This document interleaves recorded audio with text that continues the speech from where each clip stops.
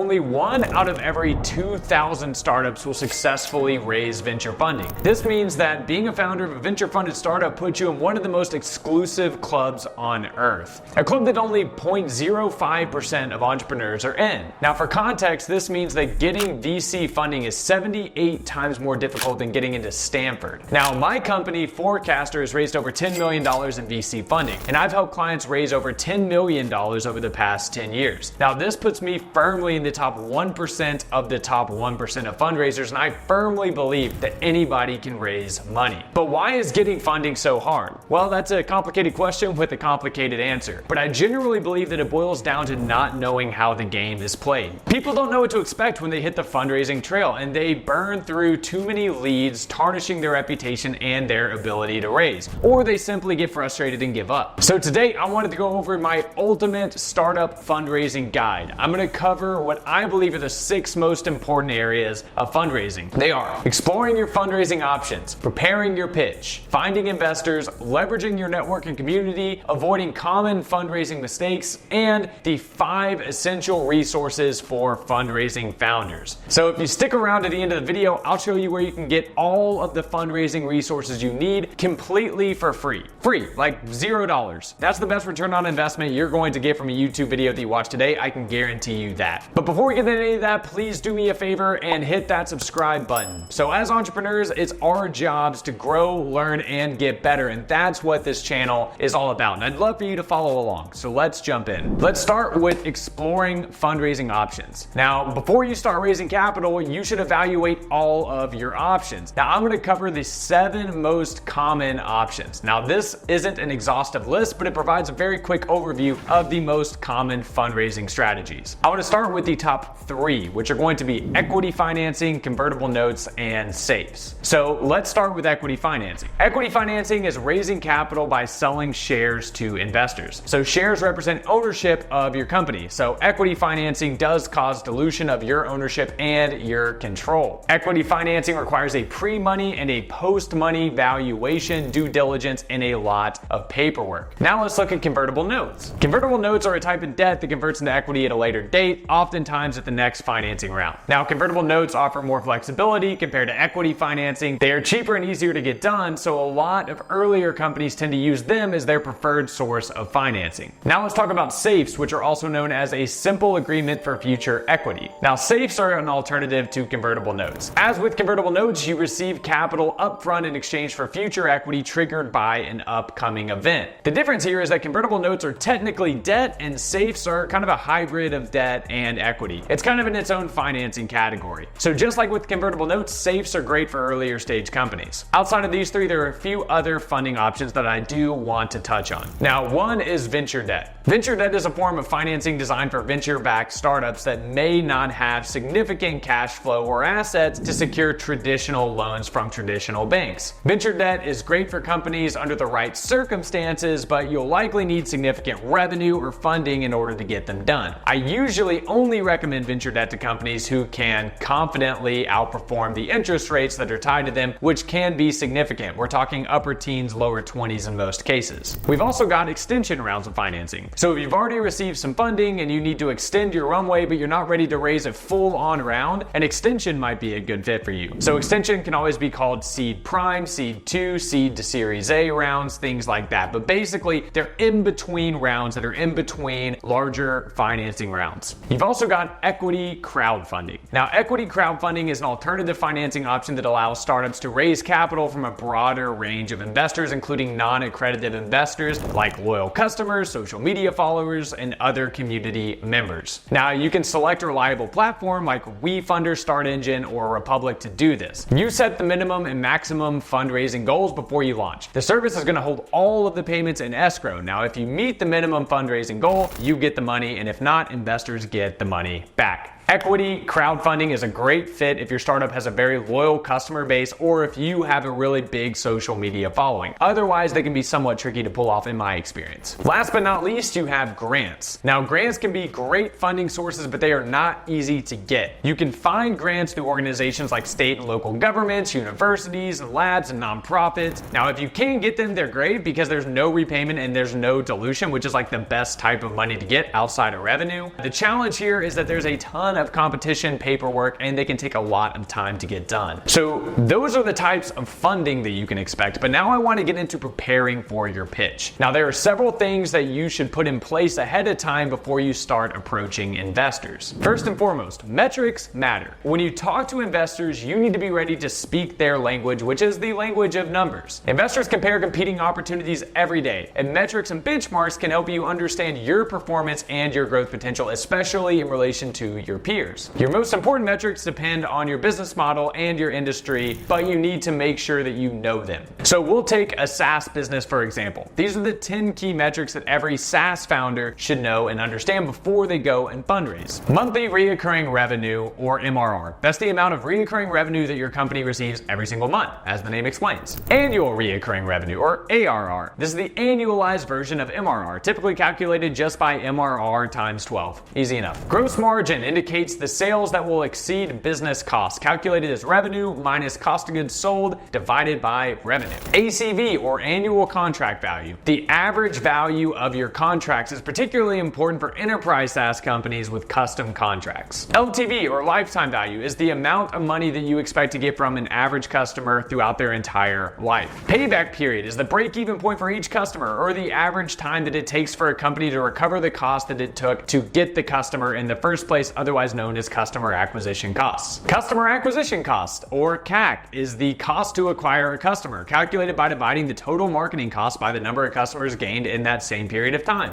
Churn rate, the percentage of customers or subscribers who cancel or do not renew their subscriptions during a period calculated monthly or annually. Monthly active users, or MAUs, is the number of active users that you have on your platform every single month. Expansion MRR, this is the increase in monthly recurring revenue within your current users, typically consisting of users upgrading to higher tier subscription plans. Now you're going to need to figure out the metrics that matter the most for your particular business. The ones that we just talked about were for SaaS businesses, but if you're e-commerce, these are going to vary slightly, so do your homework, make sure that you know your numbers. All right, so now that we've covered metrics and types of funding, I want to talk about how we're going to find investors. One element of a successful fundraising campaign is a well-managed investor pipeline. No matter what you do, I don't want you to run out of leads while fundraising, so fill your pipeline with more investors than you think you're going to need in order to close your round. Now here's a simple 3-step process to build and optimize a pipeline that's going to connect you with the right investors. Step 1, locate investors. So search for investors through personal networks, industry events, or online platforms like AngelList, Crunchbase, and PitchBook. Now I want you to focus on the investors that are in your industry, your stage, and your deal size. These are people that would most likely be the type of person that could invest in your company. Step 2, document your pipeline. Now create a contact list, spreadsheet, or database as the foundation for your investor pipeline. I want you to include details like fund name, size, location, ticket size, domain, contact info, type of interest, intro status, if whether meeting is scheduled, just additional notes, anything that you think could be interesting and useful to track, I want you to include in your investor pipeline.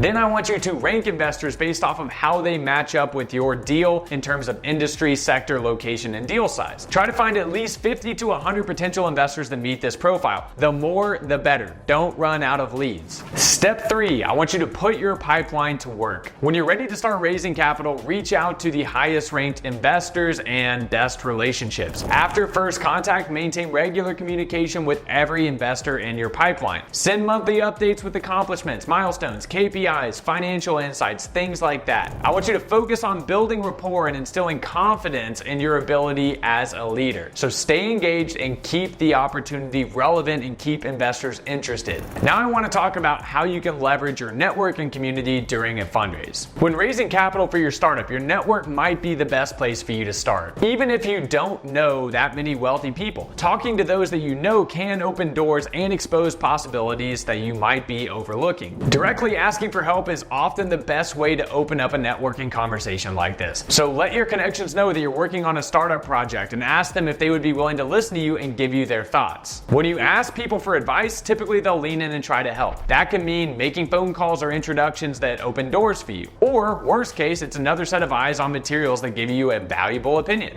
I want to break this down into 4 different rules. Rule number 1, treat your contacts as mentors, not piggy banks. Seek out people with experience in your industry, working in companies relevant to your business. business. Don't treat everyone as a source of funds, although some might be. Ask for guidance and advice. Rule number 2, set up mentorship sessions. If somebody has valuable advice and shows interest in your project, try to get another meeting. Show up with a list of questions and create an atmosphere of mentorship. The more invested you are, the more invested they will be. Rule number 3, stay grateful and connected. Show thanks to everyone who takes the time to listen. Reach out and let them know that you appreciated their time. Start sending out monthly email updates to let everybody know how things are shaping up. Stay top of mind in case a new opportunity arises. And rule number 4, don't burn bridges. Be gracious if you ask somebody for help and they decline. Try to maintain respect and trust throughout your network. People talk, and whenever a potential investor asks questions about you, you want that response to be positive. It all comes down to being open, friendly, and respectful. Just let people know that you want their help. You may find some surprising opportunities. Now I want to talk about how you can avoid some really common fundraising mistakes. Now, fundraising is a big deal for any founder. It's often the first time that you step out and put your ideas out into the open, where they're going to be scrutinized, nitpicked, and potentially shot down. You always want to be sure that you're putting the best foot forward. And if you screw up on something big, you'll likely lose the confidence of the investor that you're talking to. Now, here are 3 mistakes that you want to avoid while hitting the fundraising trail.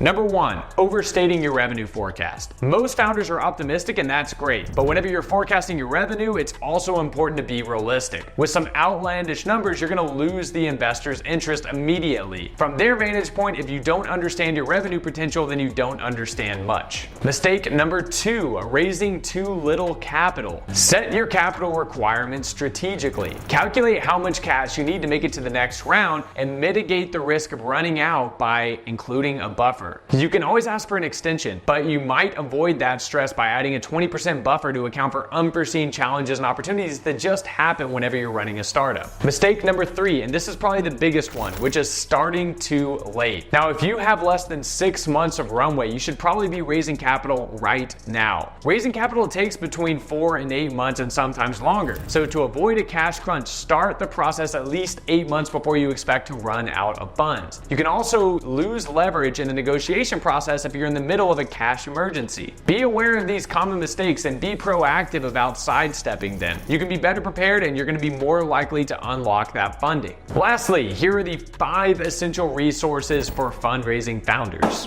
I'll preface this by saying that whenever you're fundraising, you have to let people help you. Whether it's just listening to a mentor's feedback or paying for professional guidance, the job probably exceeds your bandwidth or expertise. So it's important for you to get the help that you need. If you're not a pitch deck expert, get some opinions from investors, designers, and other founders. If you've never built a financial model, make sure that you work with somebody that has experience that reviews your model before you share it. You might need some help to build them, but here are the 5 resources that you should put in place before you start hitting the fundraising trail. Number 1, pitch deck. Obviously, a pitch deck is the one thing that every founder knows that they need. We're including it on this list so that you can see that it's not the only thing. Your pitch deck is your first impression, so it is critical. Make sure yours tells a compelling narrative and make sure that it hits. Number 2, your financial model. Your pitch deck tells the story. Your financial model shows how you're going to make it a reality. Finance is the investor's native language, and your model gives them a numerical narrative. It's a framework that they can understand, which empowers them to make informed decisions. Number 3, a data room. A centralized data room has 2 huge benefits. First, it establishes transparency, which is really important to investors. And second, it saves you time. Handle questions and requests effectively and focus more time on the strategy and execution. Every time you answer a question or concern, put that information in the supporting materials in your data room so that investors can find answers without your help. Number 4, the investor pipeline. You use a CRM to manage sales and marketing, use accounting software to manage finances. Why wouldn't you have a designated tool to manage investors whenever you're raising capital? Use an investor pipeline to organize investors' contact info, notes, and your next steps with each of them. Include some metadata like their preferred check size, industry, and concentrations, and prioritize them based off of how closely you feel that they match your opportunity. And number 5 is confidence. Now, is confidence a resource? Yes, it is. It is something that you can influence that provides an advantage over your competition. The best way to show it is to deeply understand your financial metrics, industry landscape, and your go-to-market plan. Whether you're a charismatic visionary or an introspective code jockey, if you roll up your sleeves and then work to develop this plan well, you will become confident about them talking to investors. Use these resources to attract good investors and maximize every single opportunity. And finally, I promised you free resources at the end of this video, and I am a man of my word. So go to forecaster.co/startup-resources to download all 4 of these fundraising resources completely for free. And if you're feeling completely lost, this is a great way to start with no money down. So there you have it. There's my deep dive into all things fundraising. But let me know if you think I missed anything by leaving a comment below. And if you thought this was useful, please like the video and subscribe to the channel and hit that bell notification. Education is the best way to stay informed and ahead of the competition. And as founders, it's our jobs to keep ourselves educated and informed at all times. And of course, if you want to learn more and continue to grow as an entrepreneur, be sure to check out the other videos on my channel. We put out videos every single week. Until then, keep building. We'll talk soon.